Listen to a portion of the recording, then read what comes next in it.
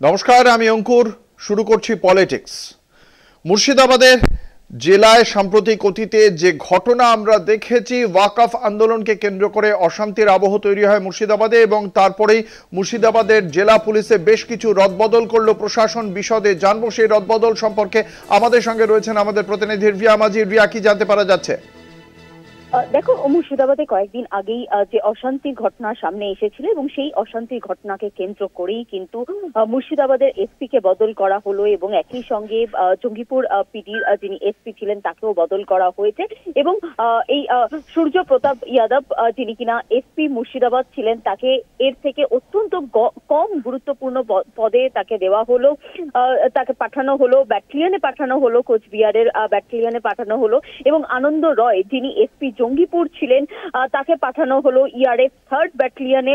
সালুয়াতে পাঠানো হলো ERF 3rd ব্যাটালিয়নে এবং দুজনকেই কিন্তু মূলত ব্যাটালিয়নে দেওয়া হলো, যেটা এসপির থেকে কম গুরুত্বপূর্ণ পদ, সেই দুটি পদে পাঠানো হলো। এবং নতুন যিনি এসপি মুর্শিদাবাদ হলেন তিনি হচ্ছেন কুমার সানি রাজ, যিনি কিনা এসপি রানাঘাট ছিলেন, পুলিশ ডিস্ট্রিক্টের এসপি রানাঘাট ছিলেন কুমার সানি রায়, তাকে পাঠানো হলো এসপি মুর্শিদাবাদ করে।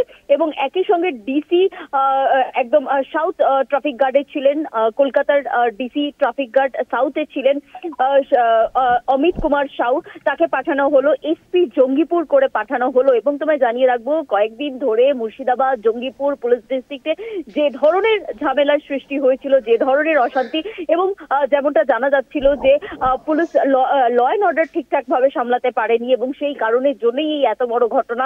বারবার কিন্তু প্রশাসনের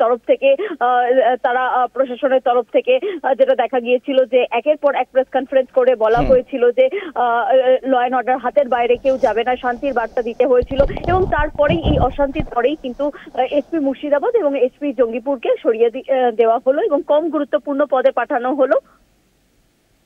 একেবারেই ধন্যবাদ। আমাদের সঙ্গে ছিলেন আমাদের প্রতিনিধি রিয়া মাঝি।